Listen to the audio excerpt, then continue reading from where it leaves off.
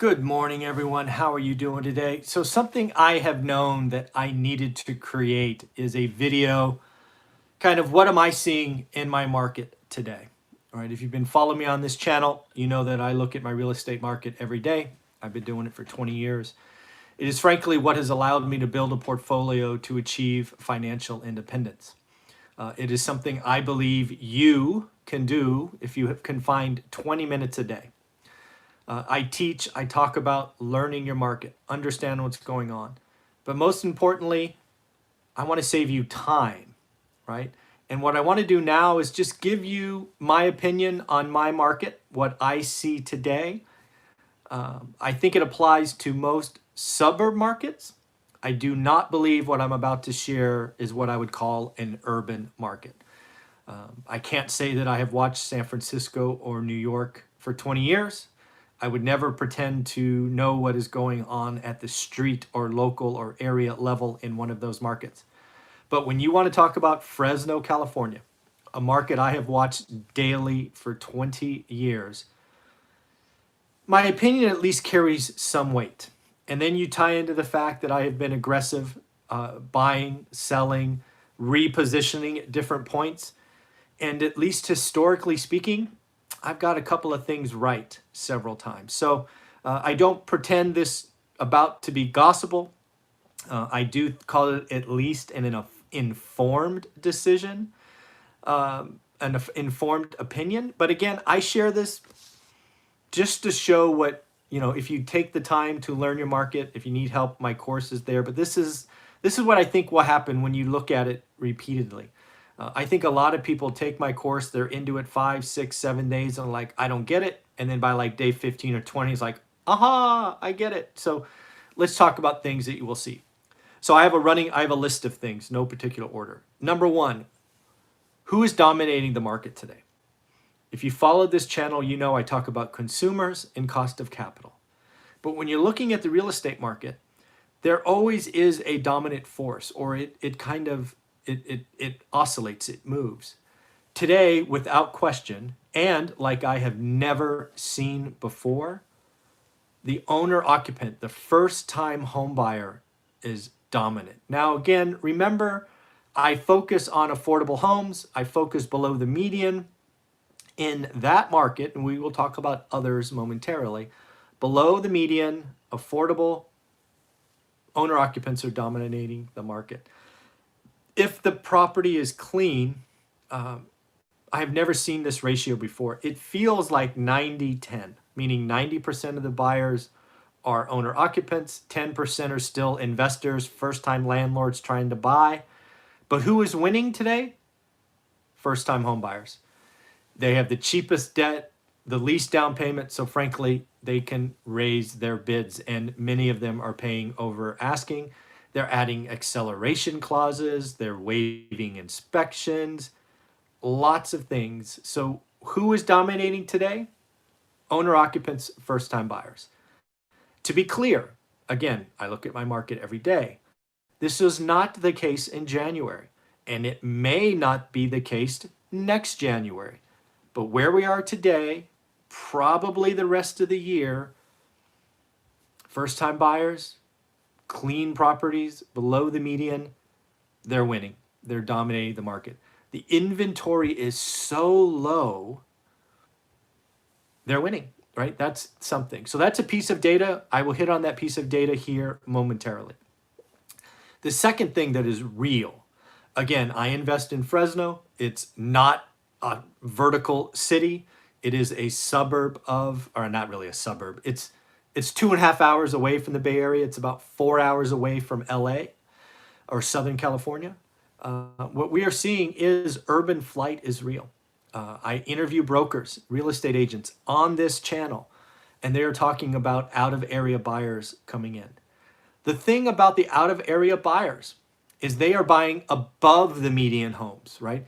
If you have lived in San Francisco, for example, and you have been renting a $4,000 a month 2-bedroom shoebox, you can buy a 4,000 square foot, $1.1, $1.2 million home in Fresno in a gated community.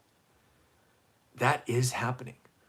They are seeing out of area buyers like never before, right? It has always happened. And again, I watch all the time, but it was always the retiree or the 55-year-old or whatever. They are getting tech workers coming to Fresno, buying $1 million homes, and they're going from renters in the Bay Area to owners in Fresno. That's awesome. But that is going on today. And again, something you would see if you learn your market. The other thing that's happening with urban flight is not only they're buying the $1 million homes, they're generally speaking, buying new construction. Again, you can afford a lot of Fresno house for $4,000 a month. I mean, you can afford a lot of house. So we are seeing a renter population become owners in Fresno. The other thing that is going on is clean properties are selling. Junk is not. That is important because again, as an investor, my job, at least I see my job, is to try to compete where there's less competition. And I tried for 4 or 5 months to continue buying clean properties to add to our portfolio. But when people raise their bids 20 grand a whack, you can't get the cash flow, right? It doesn't work. So what I've been having to do is go back to buying junk, because junk you can't get a loan on, right? No bank, well, very few banks want to loan on junk. So if I want to use my access to cash, my access to hard money or private money, it is going to be junk.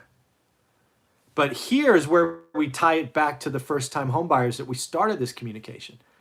On this channel, we've done interviews with Jonathan Twomley, with Anna Kelly, Greg Dickerson, Matt Seamus, and we've all talked about this is a very unique time to do flips. If you can buy junk, spend what you got to spend to fix it up. No band-aids. You got to do it right. You can create an owner-occupied asset and then get into a bidding war and goose your returns. I've just done it. I wanted to see if it would work, and it worked. I sold something that wasn't even complete, and they still signed up again with the commitment to complete before inspections and all of that. But that is interesting. Again, when you look at your market every day, it will talk to you. In 2019, it was telling me that multifamily might be a little stretched. In 2006 and 7, houses were priced stupidly. There's always opportunity. So if you take the time, 15, 20 minutes a day, you can learn your market and make wise decisions.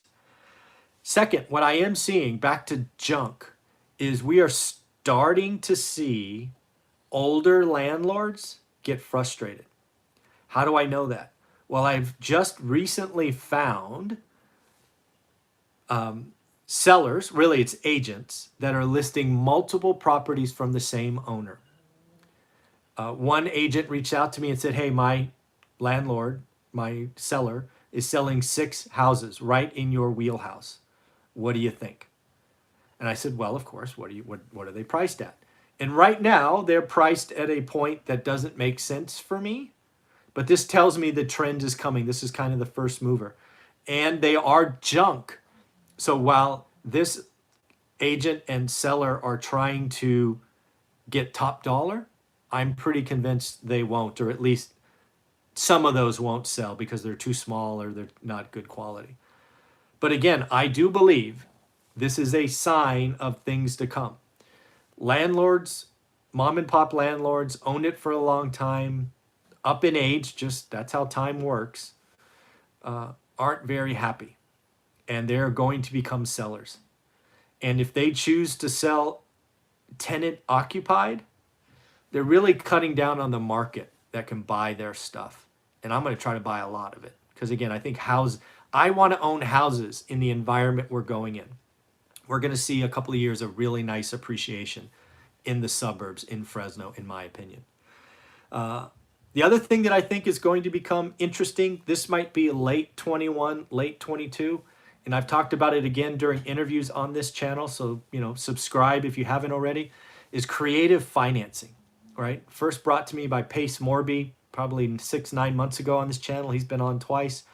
Others on the channel talking about creative financing, because unlike 06, which had variable loans, right? 2 and 28s, 5-year ARMs, adjustable rate mortgages.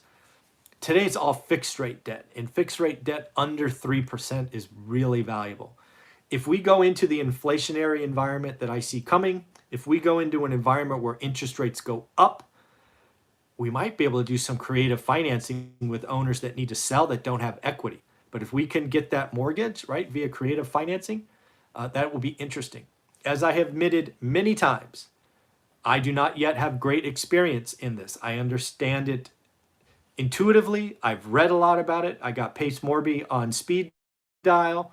I expect this to be something that I certainly give a shot at next year, probably after summer, because we have moratoriums and then it just takes time for this stuff to unlock. But again, I see creative financing being something I need to learn as we get into 2021, 2022. Multifamily. Multifamily, as I've shared earlier, I thought was getting a little stretched, a little pricey in Fresno in 19. I now believe I might have been wrong. Not only do I think appreciation happens in the asset, I think rents are going to go up. And that will make maybe those apartments not look so pricey, right? I think rent growth is going to be tremendous in Fresno. Today, right now, houses renting as fast as I've ever seen, ever. My property manager has almost 6,000 units total, about 1,100 homes, single family homes, 0 vacancies, everything. I get a notice on a property, I will have it rented before the tenant is out. It is that crazy today. This tells me my thesis of space is good is real. This tells me I want to own houses. Apartments, especially apartments, C-class, side by side, not renting as quickly. They are renting, but they're not renting as quickly. We do have some tenants in those that aren't paying because of what is going on. So owning apartments, C-class apartments, still tough in a recession, which we are clearly in. But again, my thesis of multifamily in 2019 being expensive in Fresno might be wrong. Because we are seeing urban flight, we're going to see population increase. There's not enough building of affordable homes. I think we are about to lose quantity. The other thing that I think is going to happen is as landlords get frustrated, some will sell with tenants. Others will kick tenants out next year, clean them up, and then feed the market for owner occupants. I think we're going to have less rental units, affordable renting units in Fresno, which means rents are going to go up. So it happens. I think I might have been wrong with apartments in 2019, but it is what it is. That's what I thought. Markets changed. And then finally, I just want to close with, I think appreciation in single family homes in Fresno is real. If you've read our book, One Rental at a Time, I watched the affordability index. It actually went up, which means more people can afford it because rates went down.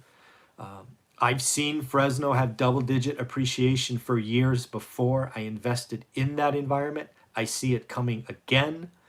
I think rental rates are going to go up going forward. I think quantity goes down. I think in general, Fresno is going to be a great place for me to invest.